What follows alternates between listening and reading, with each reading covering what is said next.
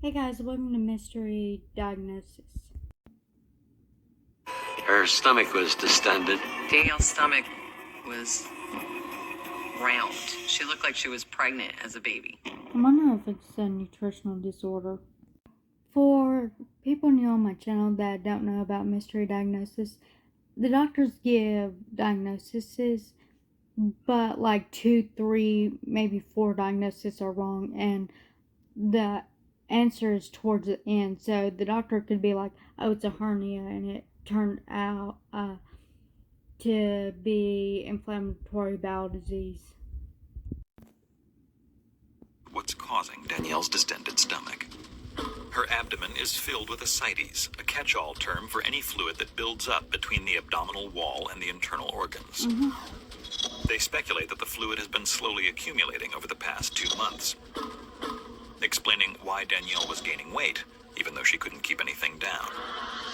Suddenly, the Barquettes realize just how sick their newborn daughter has been all along. Like the fluid between We're not doctors, the we're lungs parents, and it comes with no instruction manual. stomach. At that point of our journey with her, we had no idea of what we were facing. Is what ascites. The news is worse than the Barquettes ever could have imagined. The ascites is slowly crushing Danielle's tiny lungs. If doctors don't act fast, the fluid that's accumulating could stop her from breathing. My biggest fear is that Danielle was gonna die. And it was very hard. Because I didn't know.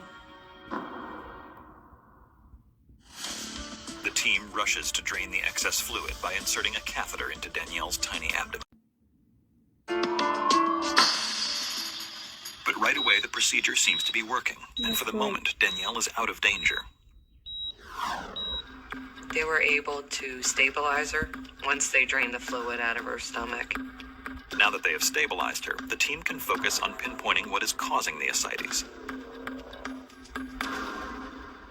And despite their initial sense of relief, the Barquettes settled in for the longest night of their lives.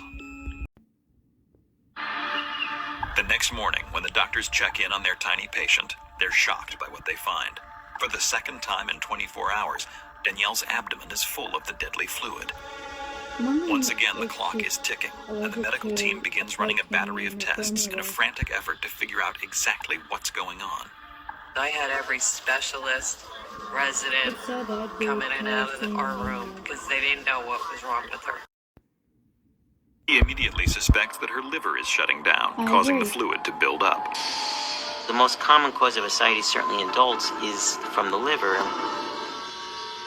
But so far, all Danielle's liver tests have come back normal.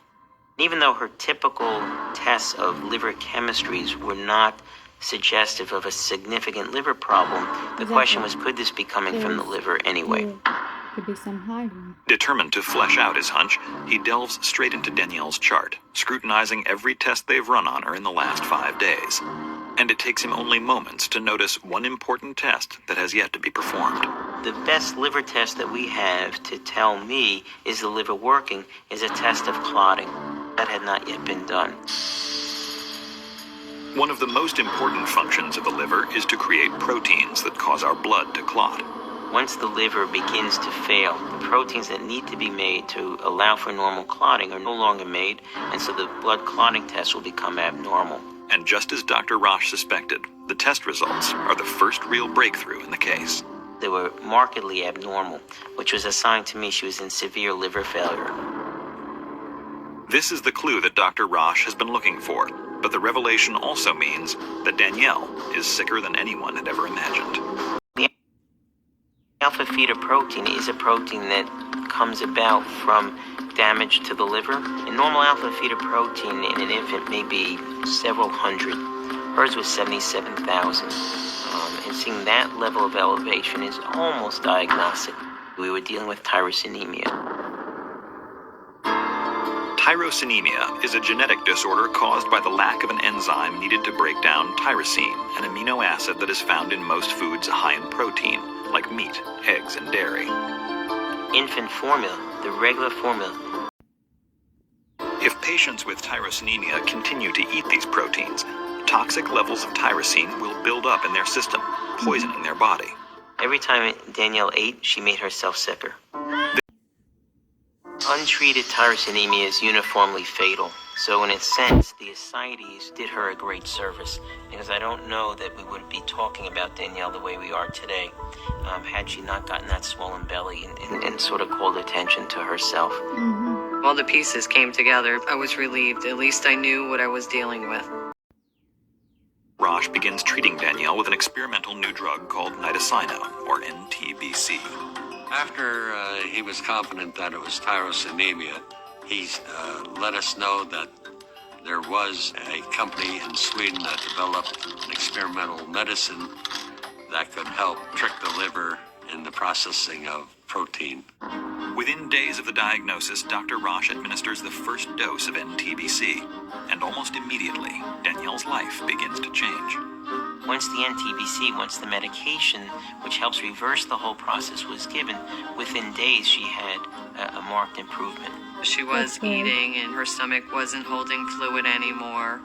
She just seemed to be more alive. It was just, I knew she was going to be okay. It requires the medication NTBC, which is now FDA approved and available in this country. That's great.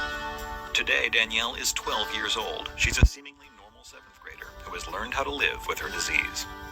Danielle's health is fine. She's still on a low-protein diet and the drug. I have to take 2 pills in the morning and 2 pills at night. It doesn't make me feel different. Well, it does, but like I know that like they can't really change it, so.